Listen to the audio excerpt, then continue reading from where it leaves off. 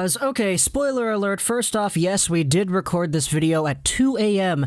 earlier Monday, October 19th. So a lot of the stuff we talk about is contingent on some other stuff that actually happened after this video was recorded. Adam Gaudette signed a very cheap contract and Jayce Hawryluk signed too. But we're uploading this video anyway because I think the topics discussed, the players discussed in terms of movement, are indeed some very interesting pieces to talk about. So even though this video is outdated by about 12 hours, still bear with it here. I think there are indeed some very interesting things to talk about. So without further ado, let's go back on in 5, 4, 3, 2, 1. Before we get things underway, yes, this Vancouver Canucks team is indeed our franchise mode. And, you know, before we get into the actual topic, I'm so hyped to talk about my franchise mode because I spent like the entire day of October 18th just sitting in my room playing GM mode, going over, trying to make trades, trying to build up this roster to what we have here today. And my goodness, it's filled with a whole bunch of goodies. First off, yes, we had to keep Besser and Pettersson together. We did have to do that. We have Matvei Michkov on their wing, which is amazing.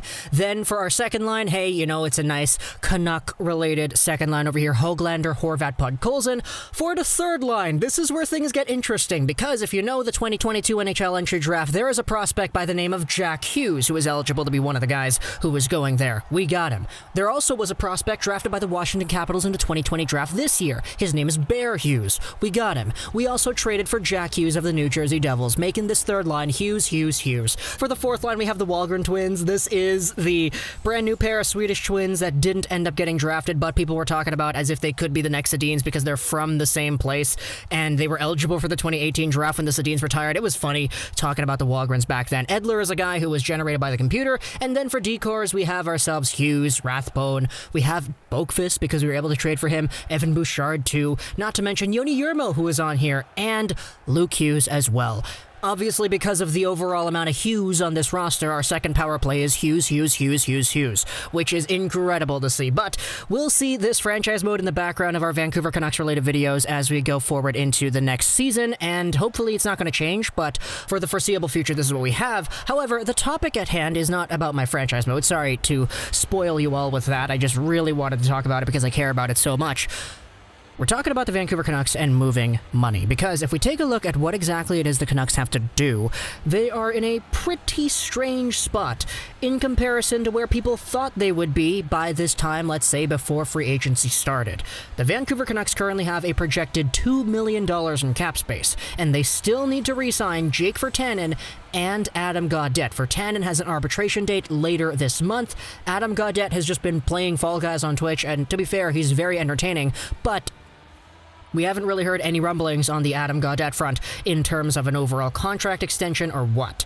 So, we're going over onto Spectors Hockey because on their most recent article from October 18th, they cite a few different pieces done by people in the Vancouver media talking about the idea of the Vancouver Canucks moving money, acquiring other guys. We spoke 2 days ago about how they're very much interested in two players. First off, it's Mike Hoffman, whose agent was actually told by the Vancouver Canucks, yo, we want your guy, but we're going to have to move money first before we get your guy. We also had Jayce Hawryluk, who was discussed in that video as well. But let's go over onto the Spectors Hockey article and talk about what Patrick Johnston says on his most recent piece on the province. He believes the Vancouver Canucks need to do some salary cap juggling following their recent acquisition of defenseman Nate Schmidt. Pause. Yes, Nate Schmidt, big contract. 5 years, he is just under $6 million. He is $50,000 away from being paid the same amount of money as Tyler Myers, Alex Edler, and Loui Eriksson. So, yeah, it's a pretty big contract if you do ask me. But, going forward with what Patrick Johnston writes, they have limited cap space with RFAs Virtanen and Gaudette needing contracts. He also believes the Canucks need to add an experienced defender and a second-line winger. One way to help alleviate their cap crunch would be to place Sven Baertschi on waivers and demote him to free up $1 million. Now hold up before we proceed with the actual writing here on Spectors Hockey. Would I want the Vancouver Canucks to add a D-man and a forward? Absolutely. I'd love this team to add Connor McDavid of all people. Anybody who could actually help this team in a productive way, I want them to add. But they're kind of handcuffed right now, and everybody in Vancouver kind of knows it, which is why Patrick Johnson over here is writing about some potential options and plus the need itself. Would we be in a position to acquire a second-line winger like Mike Hoffman if the Canucks are able to move money? Who knows? There was some apparent interest shown earlier in the week. And if a Vancouver Canucks team is able to add Mike Hoffman, then man, that's kind of like your Toffoli replacement right there. Sure, on the power play, it's kind of different because Hoffman plays on the right side on the power play, which is a spot that Elias Pettersson plays because they're both left-handed shots and they can both shoot and they're both very good at sniping and all that. But like, you know, there certainly still is a value in adding a guy like Mike Hoffman if you want a goal-scoring element added to your squad. If Sven Baertschi is the piece that needs to be moved to get that done, then hey, I say do it. Baertschi was pretty good in the AHL this most recent season, and even though Canucks fans all really appreciate Sven Baertschi for what he has done for the Vancouver Canucks, being part of the BBB line, helping Brock Besser transition in the NHL, and being very good after being acquired in that trade, but the contract, the status, the overall context of what has happened in Sven Baertschi's career, it's not the same anymore. And now we're in a position where if he indeed gets put on waivers and he gets bought out or whatever, even though I appreciate Sven Baertschi as a person and the hockey player here in Vancouver, it ultimately would be the right move if freeing up money is your goal. Let's continue with what is talked about over here on Spectre's Hockey. Johnson also doubts the Vancouver Canucks will find a new home for Loui Eriksson and his $6 million AAV. He believes if it were possible, it would have happened by now. He doesn't expect Eriksson or Baertschi to be bought out once Virtanen signs. Now, that honestly, it's a very interesting point. I think it definitely does have its justifications. Like, if a team was willing to bite on Eriksson, why would they wait until mid to late October to do it? And honestly, that's kind of the gut feeling that I had as well. If I had to make a bet on whether or not Eriksson would be a Vancouver Canuck until his contract is expired, I would probably bet yes, because that contract's a massive contract, man. I think the prime time of actually getting a team to bite on it would have been earlier, so I don't really know the possibility of somebody being open to doing that now.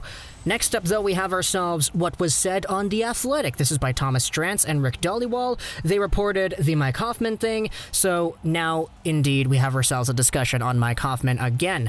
But it's not even just Mike Hoffman, because I saw a lot of Vancouver Canucks fans talking about who exactly the Canucks were going after earlier, too.